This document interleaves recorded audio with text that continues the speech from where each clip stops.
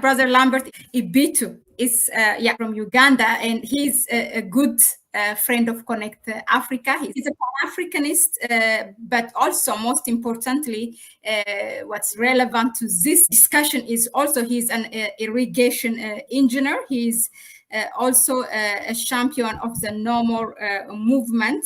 He has been an advocate of the no more movement.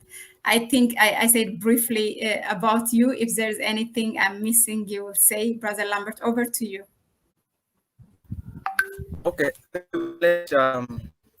that long CV, and like to also thank my colleagues who have spoken before me for their deep insights into this. We have each given rather interesting perspectives, from Alex to John, then Mohammed, and I hope I can be able to carry on from there.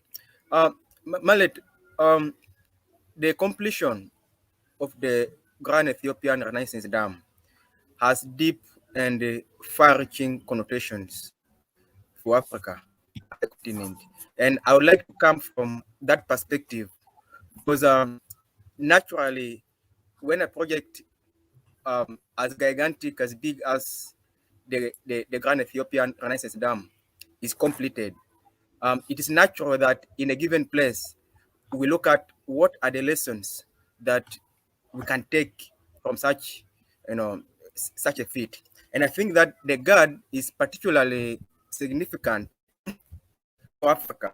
But in so understanding the significance of the GERD to Africa, we've got to look at what are the lessons that different countries in Africa can take from the successful launch of the GERD, but also not just countries. What about regions? Because the GERD is sitting on a transboundary resource, that is the Nile.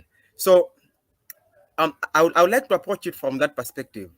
What are the lessons for Uganda? What are the lessons for Kenya, Burundi, South Sudan from the successful launch of the GERD? Of course, it still has some way to go, but at least we have reached a stage where we're not sure that it's going to generate electricity, and the rest of the stages that are remaining will be completed. The GERD, I have insisted when I first began discussing the issues of the GERD way back last year, I was drawn to it on account of a number of factors, particularly the recognition of its importance to Africa as a project. There are so many interesting facts about the GERD, which give us a basis for lessons and for moving forward, in different countries throughout Africa. So its completion is certainly a success. And Mahlet and dear colleagues, for us to see the GERD in light of the lessons it has for Africa, we've got to look at some of the challenges that Africa faces in terms of big projects like the GERD. One of the challenges we face, of course, in Africa as different countries is the question of financing mega projects. So how then does the GERD come in respect to this? We depend mostly on loans. We depend on IMF loans, World Bank loans, and I know of so many mega projects, including for electricity and in other areas in Africa, which cost less than, by far less than what it is costing Ethiopia to construct GERD. And the question becomes, from a financing perspective, how has Ethiopia been able to successfully finance the GERD?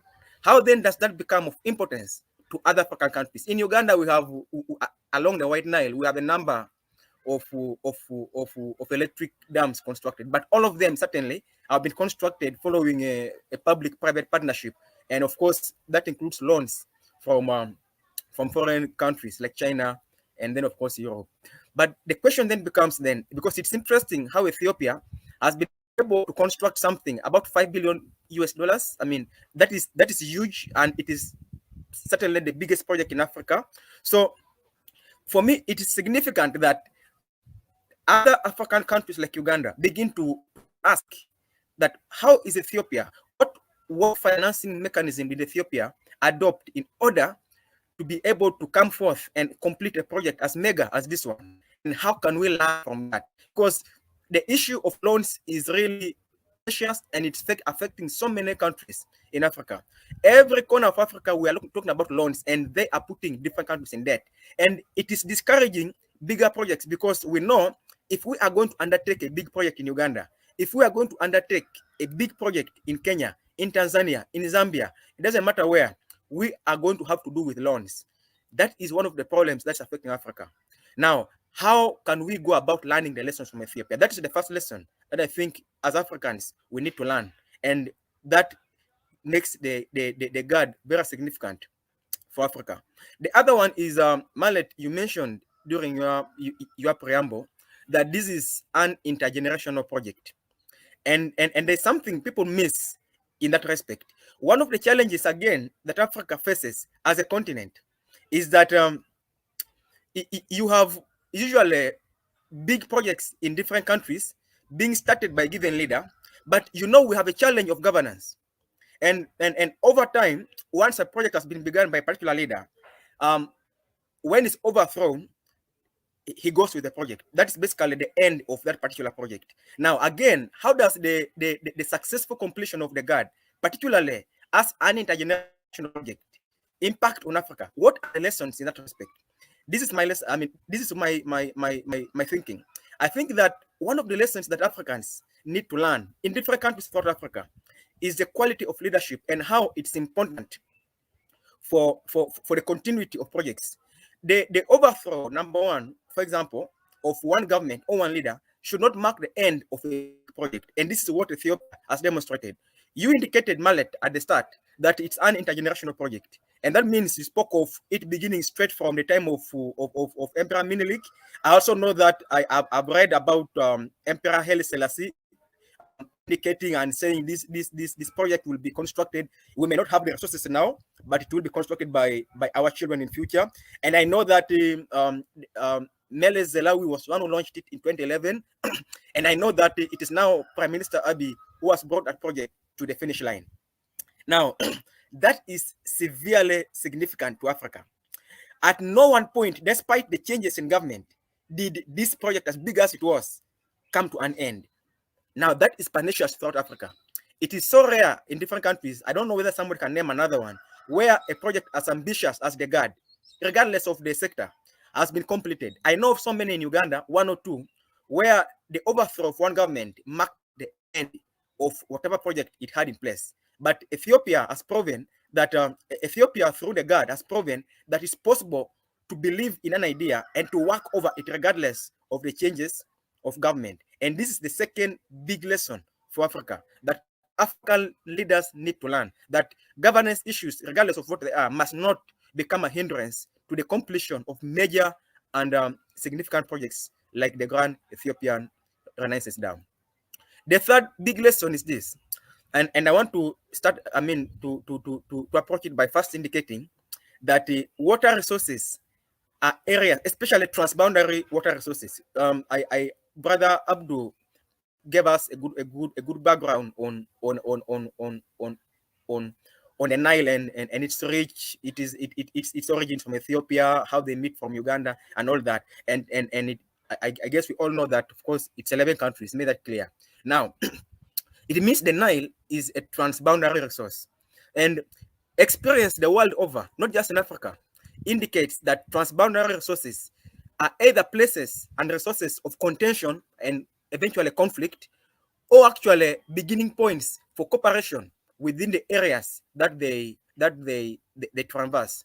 Now, the history of the GERD and its build-up, within the Nile, has neared the point of contention. And we know, of course, I will not go into history. I will not talk much about the contention with with Sudan, with Egypt. But the point is that the GERD has also brought forward to us the understanding that we can successfully exploit resources that are transboundary, like the Nile, without necessarily getting into conflict. The question is, how do we go about that? And again, the successful completion of the dam so far has demonstrated that having a regional framework and depending on that regional framework more than on foreign powers is very significant to building consensus, because it is the states, it is the countries, it is the stakeholders in a given resource, in a given transboundary resource, in this particular case, the Nile,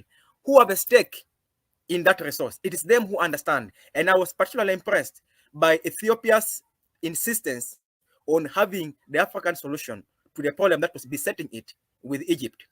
While Egypt sought for the intervention of foreign powers like the US, I was particularly impressed by Ethiopia's insistence that we needed to agree locally within the Nile Basin, that we needed to have a regional framework. And we know that they are there.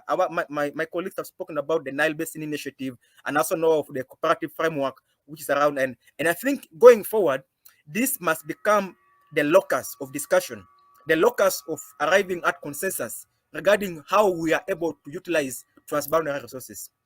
So again, the GERD and the behavior of the Ethiopian government, the way it has handled it is very exemplary.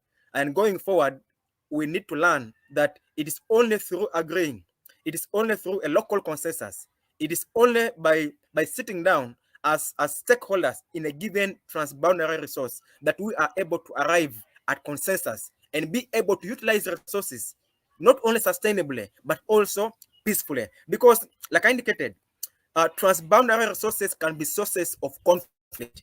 And at some point, there was fear that Ethiopia and Egypt particularly were actually going to enter conflict. And we still have contention. But again, I'll emphasize that the only way forward is not by involving people who do not have a stake in these resources, but by engaging ourselves within the Nile Basin.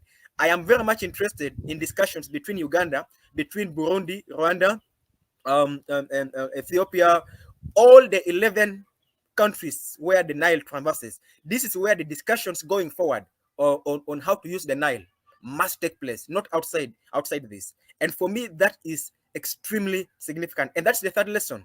How do we resolve challenges? How do we resolve the utilization of transboundary resources? We must do it based on local frameworks rather than foreigners. And that is the third lesson that the Grand Ethiopian Renaissance Dam has taught us by its successful completion.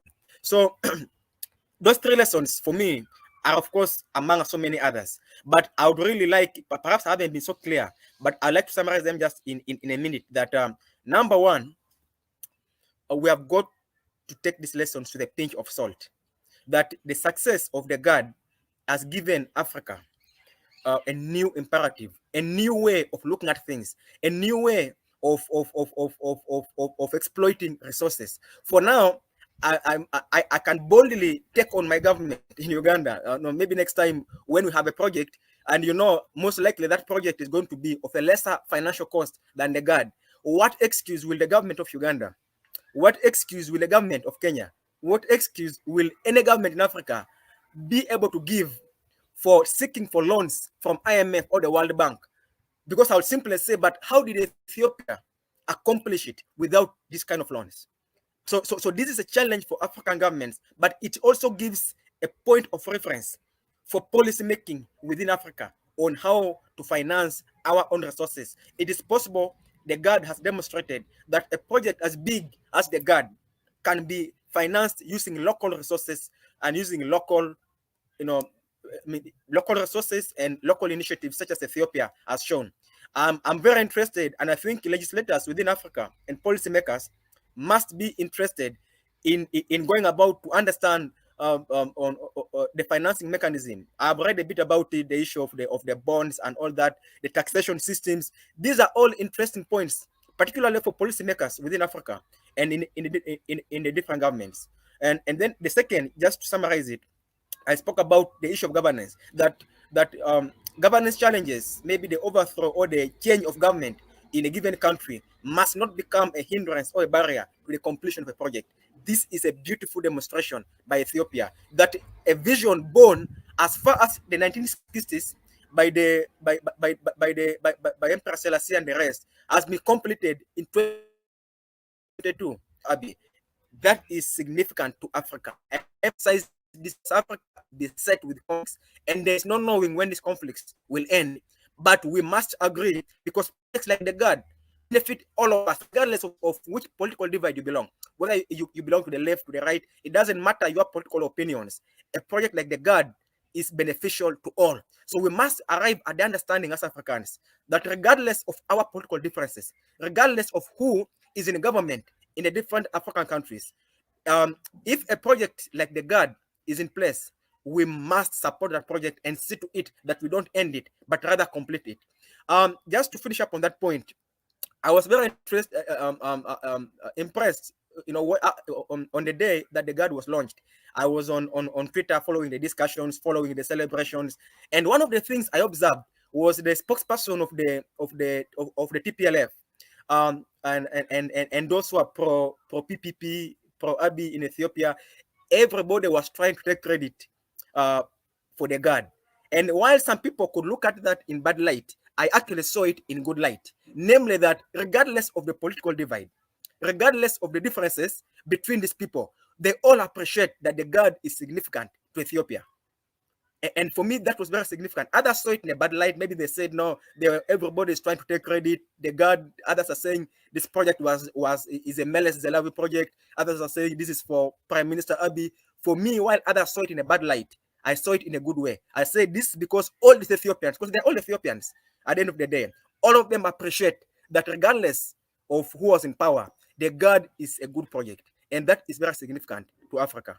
I thank you, Mahlet. I think I've gone beyond my time. Thank you. Muted. Yeah.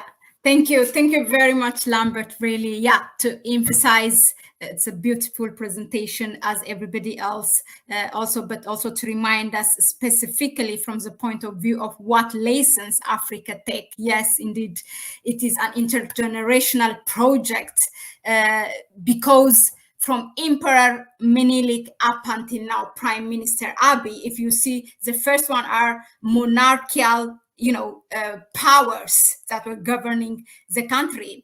Emperor Menelik and Emperor Haile Selassie. Emperor Menelik didn't do it when the British actually offered. By that time, they have their own cotton production in Egypt, and they actually saw that, if we help Ethiopia, or if we do the dam here and then get the electricity where 86% of the water originates, it will indeed be very good for us. It will increase production of the cotton. So they actually offered to the emperor, but the emperor chose, Emperor Menelik chose its sovereignty rather than the economic freedom that it will bring, because he was not so sure that if this British come to the territory of Ethiopia, what is the guarantee to later on when this dam finished, they will go out, because he has seen enough what they did to the neighboring countries and how they colonized them. So he said, no, the economic freedom can wait. Our sovereignty is much important. So thank you, he said. And then Emperor Haile Selassie, the US has approached them, but of course we were denied of the loan. And then there was Mengistu, if you see, and then there is Meles Zenawi from EPRDF or TPLF, and then Prime Minister Abiy. All these leaders are very different in terms of ideology. You can see socialism, capitalism, monarchical, but when it comes to this national agenda or a national project, they were all behind it. That's the lesson that we have to take. That's the lesson that Africa should take. When it's a national project, regardless of that, we are divided internally for whatever reason, we should stand behind our national project. And another important lesson, just to add on this, is Ethiopia not only showed that everybody can unite when it's a national project, regardless of our political differences, but also it has passed that torch light to Africans, in spite of what we are going through, when the world is against us, against all this odds that we are going through. You all have been with us for the past 16 months, what we were going through. And, the whole world was against us. As the Prime Minister said, if it was in his speech during the 35th ordinary of the African Union Summit, if it was not for our African brothers and sisters, actually our existence as a nation has been in danger. So if we did not have that movement, that support from our African and brothers, and we really insisted on our, sovereignty, we have differences, but we all came together, when it is a national agenda. In fact, from challenges, we are also able to teach there are opportunities that come from during this conflict or war that Ethiopia has been going through. The GERD was one of the projects that brought everybody on the same page, that brought us on the same page. So there are opportunities out of challenges. So and also to bring, to be consistently